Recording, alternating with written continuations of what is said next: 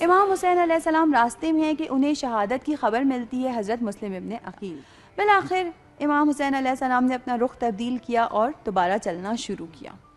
یہ قافلہ پہنچا ذی حسم کے مقام پر۔ بچوں، یہ مقام بہت اہم ہے تاریخ کے اعتبار سے، کیونکہ سمجھے کہ یہیں سے بس کربلا کی ابتدا ہو گئی۔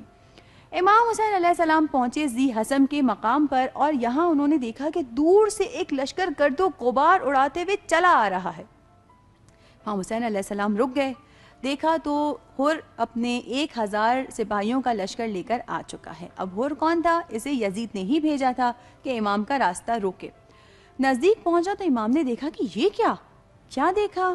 یہ دیکھا کہ تمام انسان تمام جانور سب کے سب پیاس سے نڈھال ہیں، زبانیں باہر لٹکی ہوئی ہیں، پیاس نہیں ہے ان کے پاس، پانی نہیں ہے ان کے پاس، کیونکہ گرمی کا موسم ہے، صحرا کی شدت ہے، بہت زیادہ پیاس لگی ہوئی تھی انہیں۔ تو بچوں، امام حسین علیہ السلام تو اتنے کریم تھے، انہوں نے کیا کیا کہ سارا پانی 1000 کے لشکر کو، کتنا؟ 1000 کا لشکر، سارا پانی جو ان کے پاس ہے 1000 کے لشکر کو پلا دیا، حتیٰ انسان تو کیا جانوروں کو بھی سیراب کیا، اور اس طرح سے سیراب کیا کہ وہ جو پیاس کی شدت تھی وہ ختم ہو گئی اور وہ بات کرنے کے قابل ہوئے۔ اور نے امام حسین علیہ السلام سے کہا کہ مجھے ابن زیاد کی طرف سے حکم ملا ہے کہ میں آپ کا راستہ روک لوں اور اس کے پاس لے کے جاؤں، یا پھر میں آپ سے بیعت لے لوں، یا پھر آپ کو کسی ایسی جگہ پر اتاروں جو ویران ہو اور جہاں پر پانی نہ ہو۔ اب ظاہر ہے امام حسین علیہ السلام کو بیعت تو کرنی نہیں تھی۔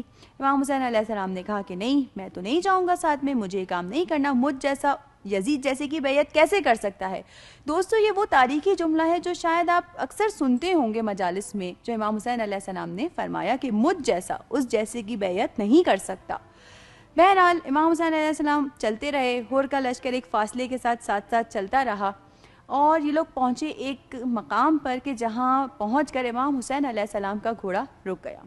اب گھوڑے نے چلنے سے انکار کر دیا، لاکھ کوشش کی امام نے، گھوڑا چل کے ہی نہیں دے رہا۔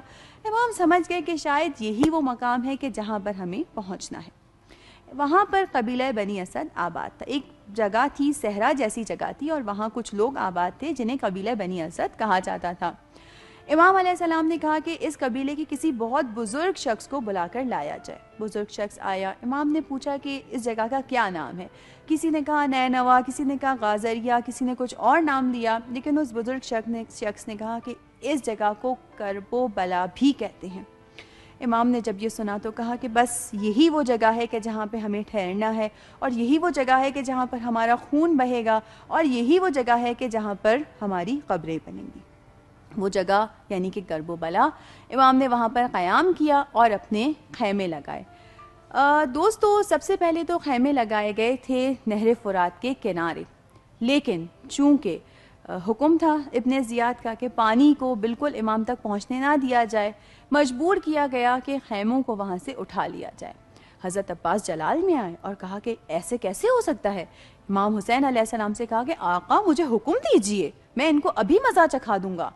امام حسین علیہ السلام نے کہا کہ عباس نہیں، صبر کرو، خیمے اٹھا لو۔